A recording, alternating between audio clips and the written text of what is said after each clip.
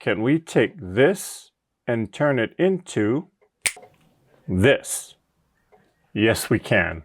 And stick with this video because I'll show you how.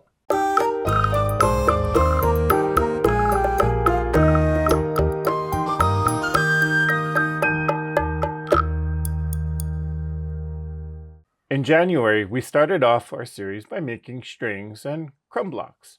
And while I do like making string and crumb blocks, they can get a bit, well, let's not sugarcoat it. They can be a little bit boring to make.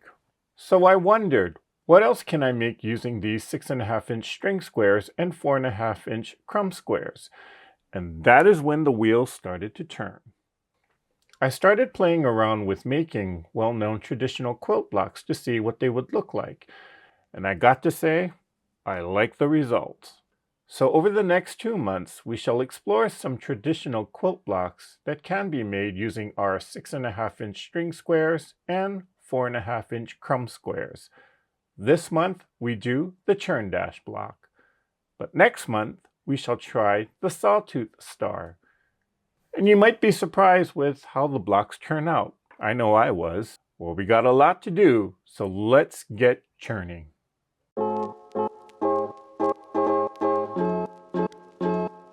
Now there's something I should mention, and I'll probably keep reminding you of this throughout the entire series. Now there's going to be, on almost every single block, there's going to be a background fabric of some sort. And instead of me cutting up yardage, what I'm going to do in this series is I'm actually going to go through my scrap bin and see if there's some type of fabric that I could use as a background to construct the block. So here I have these gray squares that were left over from a previous project, and they're big enough because what I do need for this particular block that I'm going to use with these crumb blocks are, well, 4.5-inch squares. And so I'm going to trim these down to 4.5-inch squares, and we're going to make half square triangles out of them. And I'm going to need, how many is that? 4.5 by 3-inch rectangles. Because we're making the Churn-dash, those rectangles are going to, well, I'm going to turn them into the sort of like the sidebars that go in between the half square triangles. You'll see what I mean. Let's get these fabrics trimmed up. So first I'm going to make my 4.5-inch squares.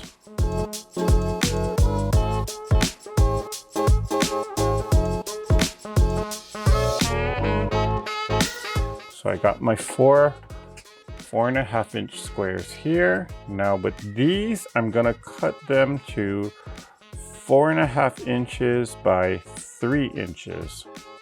So I got all of my fabric pieces here. So I got 4.5-inch squares of the background and 4.5 by 3.5, or 3-inch, I should say, of the same background here. Then I got 1, 2, 3, 4, 5, 6 crumb squares, and each of these squares measures 4.5 inches. So what we're going to do is, first of all, we're going to construct the half square triangle units, in which we're going to need 4 of them. So let's get that started. I'm going to do the one at a time half square triangle method, where I'm going to have a line going on the background fabric. I'm going to just draw a diagonal line, and we're going to sew on that diagonal line.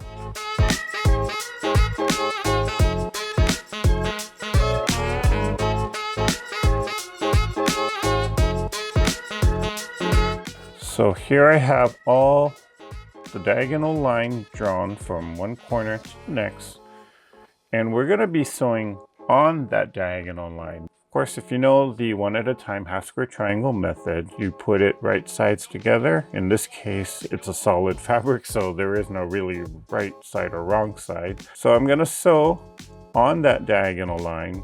Then what I'm going to do is I'm going to go about a 1/2 inch away and then sew another diagonal line, so that when I cut that triangle piece off, I'll have a secondary half square triangle.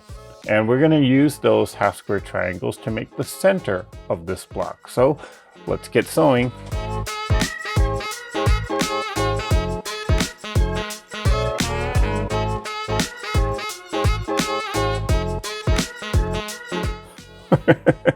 Okay, this is a little embarrassing to say, but my seam is a little crooked on some of these, but I'm not going to worry about that now. Of course, you should always strive to have an accurate 1/4 inch seam, but because this is a scrappy quilt, sometimes I just kind of let loose and just let it be.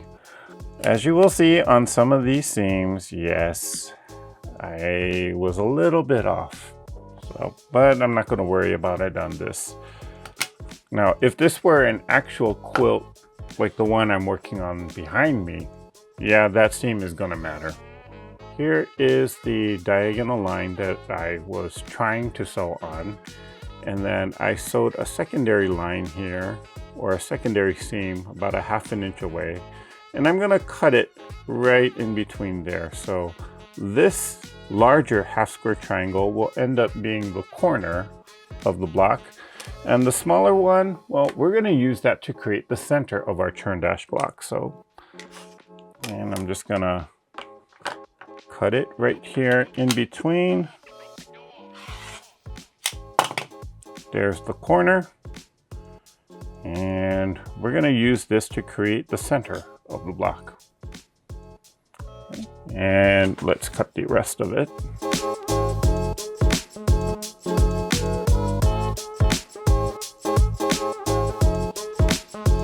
So we got our 4 1/2 square triangles that we need for the center. Let's get these pressed. So I got all of my 1/2 square triangles pressed, and these are the ones that I'm going to use for the corners. These are the larger ones, and these are the ones that I'm going to be using to create the center of the Churndash. Now, these larger 1/2 square triangles, they should still be 4.5 inches. Yep. Okay, so now we're gonna let's make our sidebars. And so what I'm gonna do is I'm actually just gonna sew one of these background rectangles to a fabric crumb piece, or fabric crumb, you know what I mean. So let's just get sewing.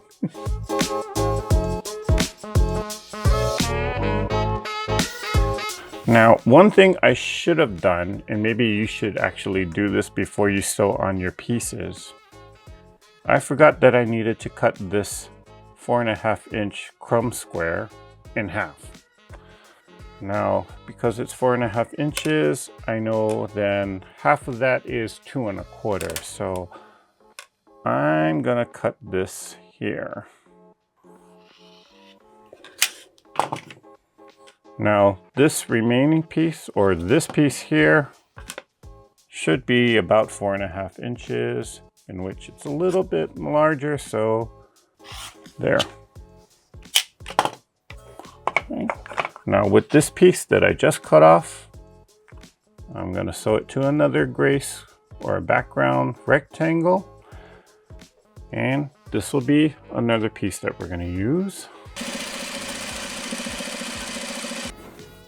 Okay, so I got my 4 rectangle pieces. Now, these pieces, or these units, I should say, should still measure 4.5 inches, or should still make a 4.5 inch square, in which it might be a little bit over, which then I can just kind of trim it down a little bit here.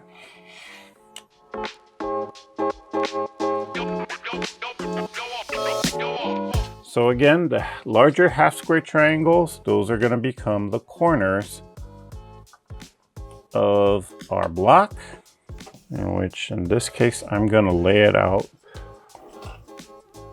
And the rectangle blocks, or the bar blocks, are going to be what goes in between. So you can kind of see we got the Churndash developing. Now we got to make the middle. Now with these secondary 1/2 square triangles, remember these are the ones that we cut off when we made our 4.5 inch 1/2 square triangles.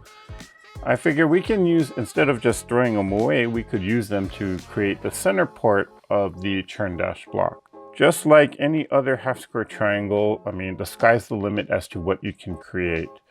You could do something where it's a kind of like an economy block or a square and a square. Of course, my go-to is always doing a pinwheel block. That's not right. There we go. Could do a pinwheel. We could do all the grays in toward the center. I mean, again, the sky is the limit. You basically can choose whichever design you want to do. Now for me, I always like pinwheels, so that's what I'm gonna do.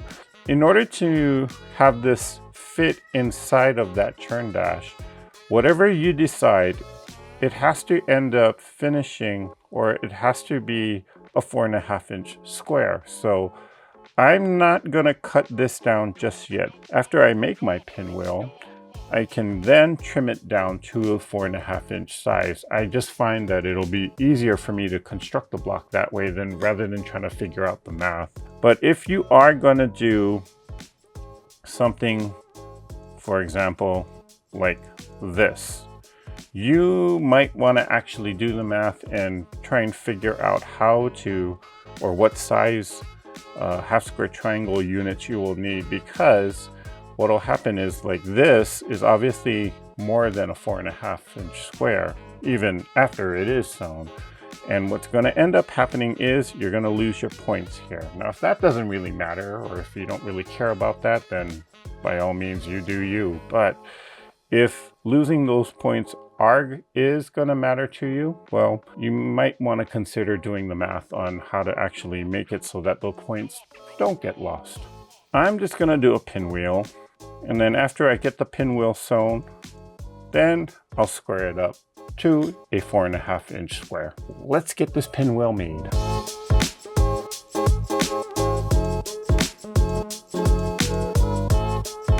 When I press my seam allowances, I'm pressing towards the background fabric, wherever it may be. This is because the crumb piece, yeah, there's a lot of bulk in there, and it's just more convenient to just press it over to one side in these instances. So on this piece here, I pressed toward there, but when I made my half square triangle, I pressed it towards this background fabric there. So the choice or the direction that you choose to press your seam allowances, whether you want to press them open or whether you want to press them to one side, that choice is yours to make. Just go with the path of least resistance is what I would say. Okay. You know, sometimes with pinwheels, sometimes that center point comes out, and a lot of times, well, more than not, it doesn't. And that's where having a pin or using a pin can be helpful.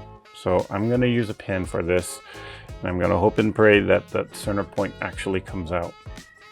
I'm going to put the pin here, and in the end, even if the point doesn't match in the center, I'm not going to stress about it. As long as it's close enough, it's good enough for me. Praying to the quilting gods and goddesses, please make my center point match, or at least be good enough. Ooh, not bad, not bad. Okay, I can deal with that. Yep, that's pretty good. I'm happy with that. Now with this center seam, I'm gonna press this one open because there's a lot of bulk right there in the middle. So I'll press this open. And, well, I'm just finger pressing it now, but let me hit this with the iron. Okay, there we have it. Now, I can still feel that there's a lot of bulk right there in that center, but it's okay for now. Now, I'm going to trim this down to a 4.5 inch square. And I can trim this side. And I can trim all this off. Try not to move it, and it did shift a little bit, but I can trim that, then I can trim all this,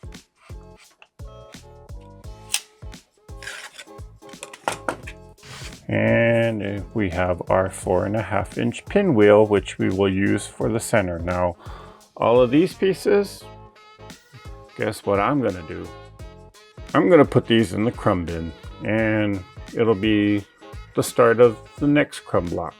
So now let's lay out the block.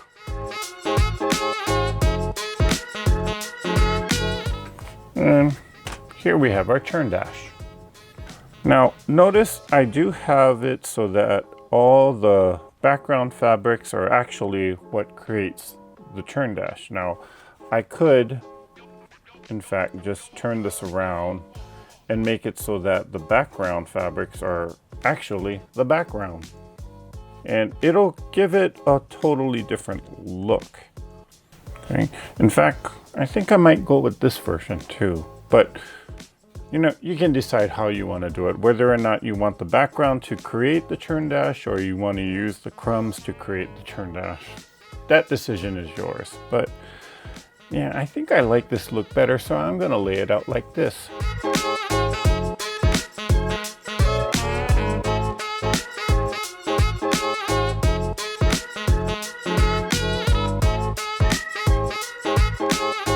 So I got the block put together. Let's have a look. So here's the Churndash block using the crumb squares, and the block should be about 12.5 inches, give or take your 1/4 inch seam allowance. Now personally, I like this version of the layout. I did originally plan to use the gray fabric to create the Churndash and then use the crumb squares or the crumb fabrics to kind of use it as like the background. You could do either or. Play around with whichever version that you want to do. Personally, I like this way, or I like this particular layout simply because to me, it kind of highlights the crumb blocks or the crumb piecing a lot better. Play around with this, choose the layout that you like. So we got this block done. Let's get the string version done.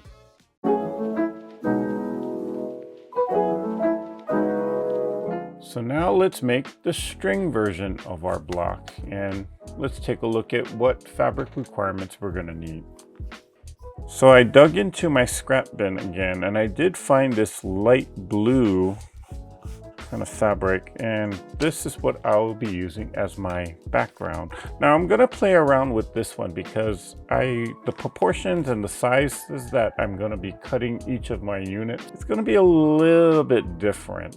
So we'll see how this block turns out in the end. I'm going to be cutting 4.5 inch squares out of this background fabric here.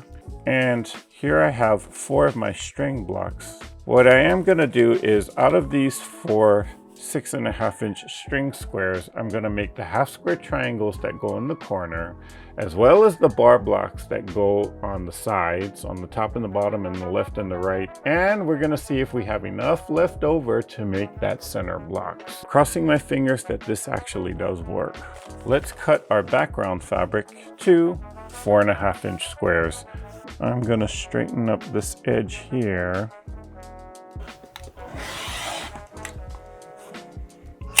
And we can cut some 4.5 inch strips here to make our 4.5 inch squares.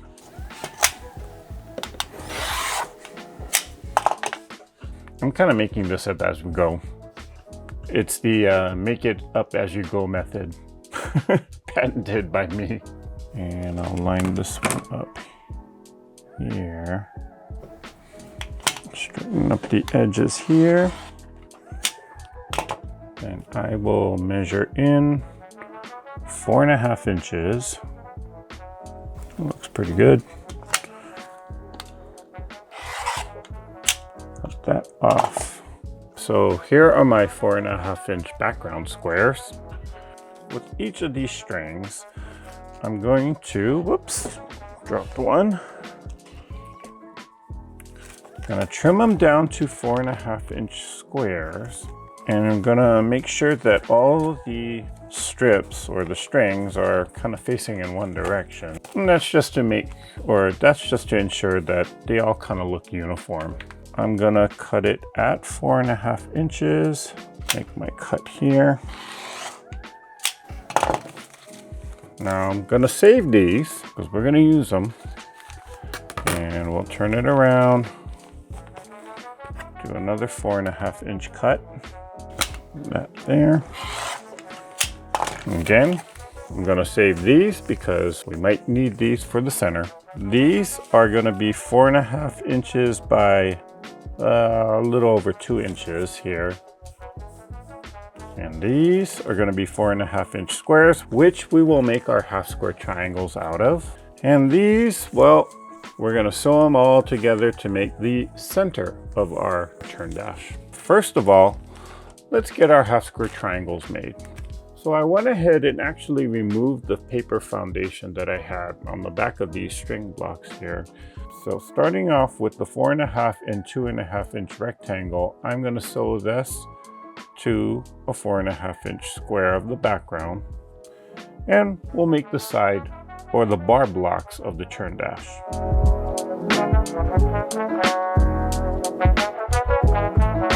So I got all the 4 bar blocks sewn here. Let me just cut these apart because I chain pieced it all. I'm gonna turn these or trim these down into to make 4.5 inch squares, just like how we did with the crumb blocks. But first of all, let's go ahead and press the seam allowances, and I'm gonna press the seam allowances over towards the background square. So let's do that.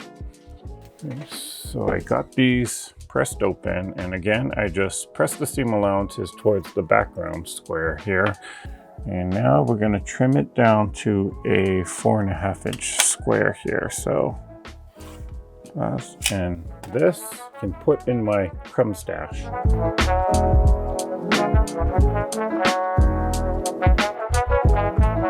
All right, so here are my 4 bar blocks. Now these are going to go on the top and the bottom of the block.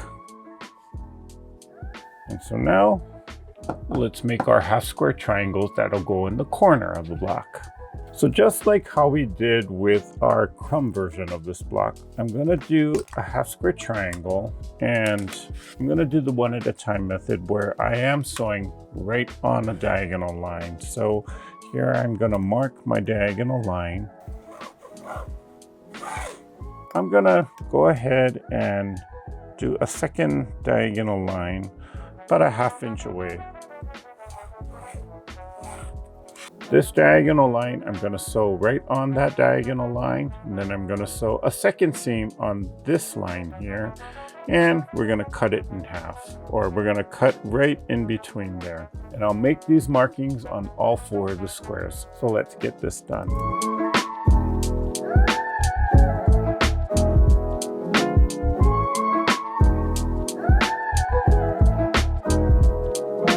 Now, when I'm making a half square triangle using a string block like this, I'm trying to make a half square triangle block that looks like this here. And the way I create this is I will sew the seam in the opposite direction, or the opposite angle from the direction that I sewed my strings. So since I sewed the strings going this way, when I do my half square triangle, I'm going to sew the seam in the opposite direction to make a block that looks like this. Now I could choose to actually sew the seam and go in the same direction so that the block will actually look like this.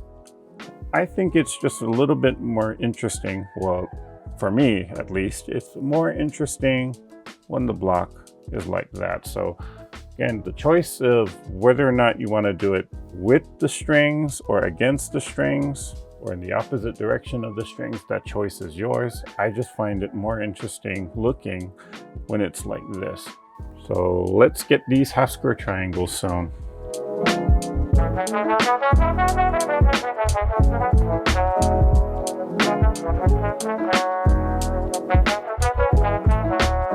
We have all of our half square triangle units sewn, and I'm going to cut right in between, measure it and cut it right there. We have one half square triangle here, which Maybe we won't use it on this block, we might use it on a future block. So I'm going to hold on to this. The larger half square triangle, this will be the corner, and this should still end up being a 4.5 inch block, which, yep, a 4.5 inch square still. So let's cut all of these apart. Let's get them pressed, and we'll move on to the center block.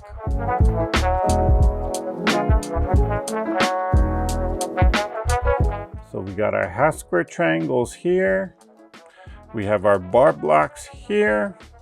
All we need is that center square, and we are ready to start sewing this block together. So let's make that center square. Now, with this version of the Churndash block, there's a few options that we have in terms of creating that center square. Let's have a look. With these 2 inch by 6.5 inch string pieces, you could actually sew them together and then of course trim it down to a 4.5 inch block, and you could have a block that looks like this. I could also do the same thing that I did with the crumb block, in which I could use these half square triangles to create something for the middle. Again, I could do a pinwheel, I could do the economy block, or the square and a square block. I think I'm gonna save these half square triangles for future use and put these to the side. I'm gonna go ahead and sew these string pieces together and then trim out a 4.5 inch block to put in the center here. Now also take note that I'm actually putting, this time, I'm putting the background in towards to make the actual Churndash block, and I'm using the string pieces as the background fabric, so kind of in the reverse. I kind of like the look on this because of the fact that I have larger background pieces as our bar blocks here. I think it kind of works better. Let's get this block, or let's get the center made, and let's get this block done.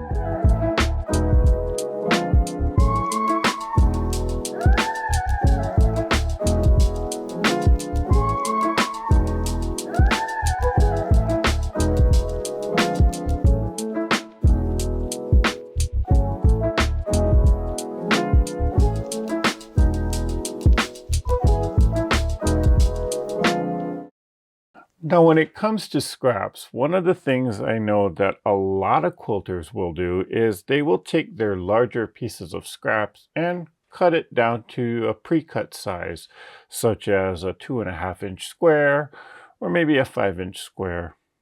And I do know that some quilters, they will choose to actually pre-cut sizes that are, shall we say, a little bit unusual. Like, I know one quilter who does a pre-cut size of 3.5 inch squares, 4.5 inch squares, 1.5 inch squares, 7 inch squares, 6 inch squares, and so forth. And you know, the weird thing is that she uses all of those different sizes to make various blocks, which would make sense why she would carry all those different sizes. For me, I only do 2.5 inch squares and, well, 5 inch squares. Those are primarily the ones that I use to construct some scrappy looking blocks. Case in point, the quilt behind me, that was just basically using 2.5 inch squares and 5.5 inch squares, or 5 inch squares, I should say. I used to do 10 inch squares, but you know, if I want a 10 inch square, I mean, most of the time I'm cutting it in half to make 5 inch squares anyway, so I figure why keep a piece that big. But here's a question for all of you. Well, if you do cut your fabric scraps into pre-cut sizes, what pre-cut sizes do you make? Leave a comment down below. Let us all know. Are you a pre-cut fabric hoarder or do you actually use them? And what kind of blocks do you make with them? Leave a comment down below. Let us all know and share your thoughts or your ideas about how to use up pre-cut scraps.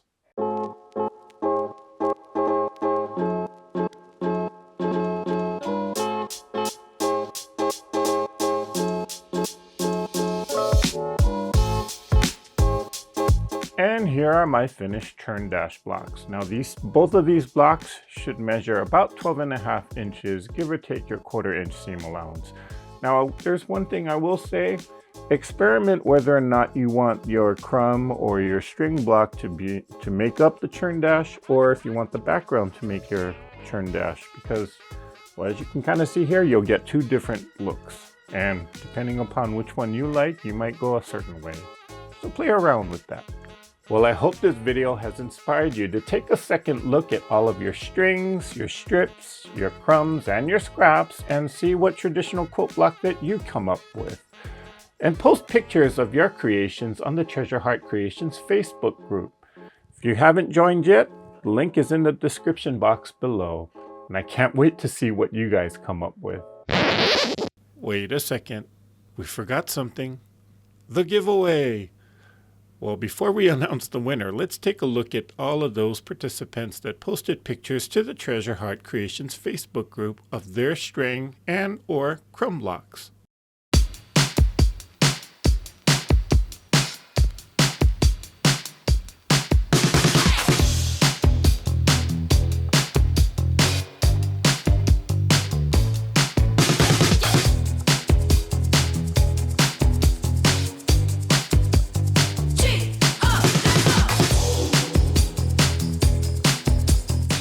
Now remember, there is a giveaway each month, and to participate, you have to join the Treasure Heart Creations Facebook group and post pictures of your block that you create. Use the hashtag THCS3C.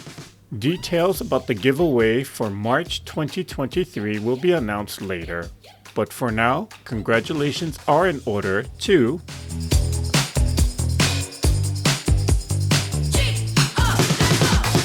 next month, we tackle the Sawtooth Star.